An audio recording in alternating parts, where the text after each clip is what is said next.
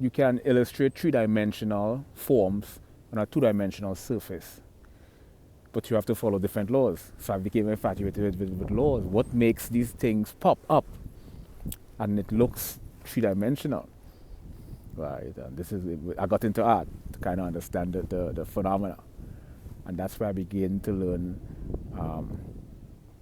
like certain areas of geometry. Like there's something called vanishing point. Vanishing point is the point. There's a point at the horizon. It's like a V, expanding V, where the two receding lines of the V diminishes. And this is like a geometric reference point for illustrating, let's say, a commercialized area, a city. And this is what gives you the reference. And it has to do with diagonal and horizontal lines. Diagonal and horizontal lines are used primarily on a two-dimensional surface to illustrate the three-dimensional optical illusion that we perceive as three-dimensional art on a two-dimensional surface or canvas. There's a lot of diagonal lines. That's from a geometric standpoint. That's like the geometric architecture of art formation. There's these diagonal lines and these, you know. It's fascinating, and you have these, because we have up, down, left, right, front, back on the three-dimensional plane, but on a two-dimensional surface, we don't have up, down. We have front, back, left, right. So that up, down is replaced with diagonal lines, perpendicular angles. Everything is sort of slant. You know, it's a fascinating. And you have shades in art now, shades and light and color, different shades of darkness. Like how water is illustrated through art is a fascinating phenomenon, because water is a mixture of light and darkness. And how water emerges in art on a two-dimensional surface is when a certain, you see, with darkness and light, it has to be set, the frequency, the shades have to be set at a very specific opacity. So if the darkness is set at a very specific opacity, and the light is set at a very specific opacity, this is what illustrates water, how water, and technically water is always a color, because there's always something that's reflected from a water. So now you know that to illustrate water, you have to get into shades. It's a mixture of light and dark.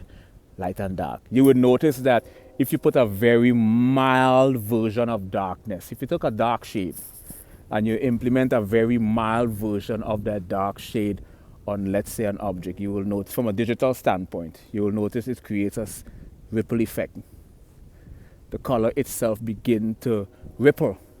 And when you zoom out, you begin to see a three-dimensional illustration of the ripple effect in water on a two-dimensional surface, and it's a fascinating phenomenon. What caused this three-dimensional interpretation or the optical illusion in the eye is because the darkness that's used, that opacity, the level of the darkness opacity is so mild and subtle that it creates ripple effect. So this is how we create water. You know, the darker the shades determine what aspect of the water the light is not reflecting on. And I find I got into art, you know, I'm from a research scientist perspective.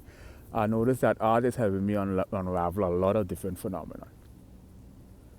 You know, the geometric structure, facial features, you know, people's personality and characteristics you have to take into consideration.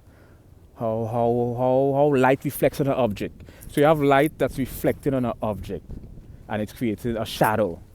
And then the darkness of the shadow or the lightness of the shadow is determined by the distance of the sun. When you get into art, you realize that art is really predicated on a hell of a lot of physics.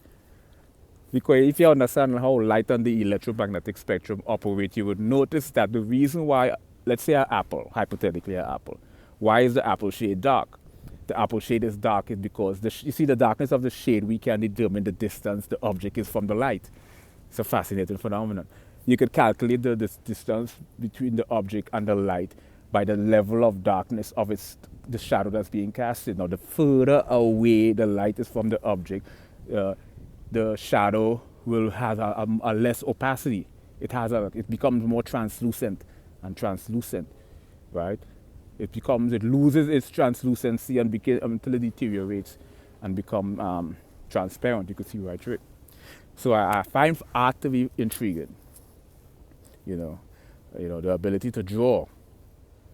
How you could use darkness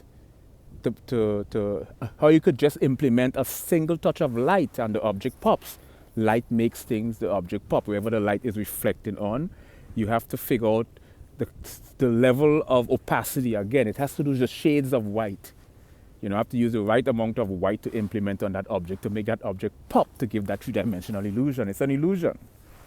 It's a fascinating illusion, and I got into art because I wanted to have a deeper understanding of some of the underlying mechanism that govern this phenomenon. We know it's not a three-dimensional depiction, but it's creating an optical illusion. I wanted to understand the laws governing those factors and things like shades. And going to look at the ocean, you would notice that the ocean, if you have to replicate the ocean in art, you have to sort of look at the ocean not from a three-dimensional perspective that I am using right here, right? You have to cancel up, down, and you have to kind of look at things two-dimensionally. And when you look at things two-dimensionally, front, back, left, right, and you exclude up, down from the equation, and you look at the ocean from a two-dimensional perspective, you have to exclude up, down. You would notice that the light is really a byproduct of light and darkness mixture. It's light reflected on dark. I notice that what's creating the reflection in the ocean is the light, the brightness compared to the lightness. And this is what creates an optical, and this is how you have to replicate this on a canvas. Yeah, so art is, and another fascinating phenomenon with art is I notice that art it really enhances, if you know the law of attraction or anything metaphysical, your mind and matter, substance and attribute, we can all create reality. What I've noticed is that when you're doing art, your visualization, the quality of your visualization, when you get into art, you will notice that the quality of your visualization it develops a level of clarity, and it becomes more potent. Because in the process of creating the art itself, you focus on the art. So you have this visualization.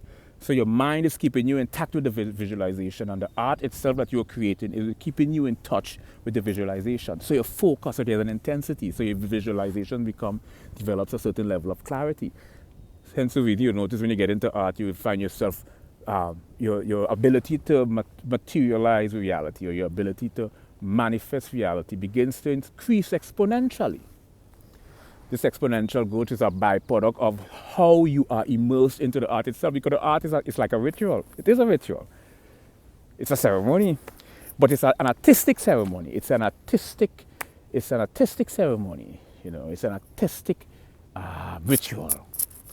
And this is equivalent. We could parallel this phenomenon with it's prevalent amongst novelists, where they tend to realize that the protagonist in their movie would materialize before their very eyes.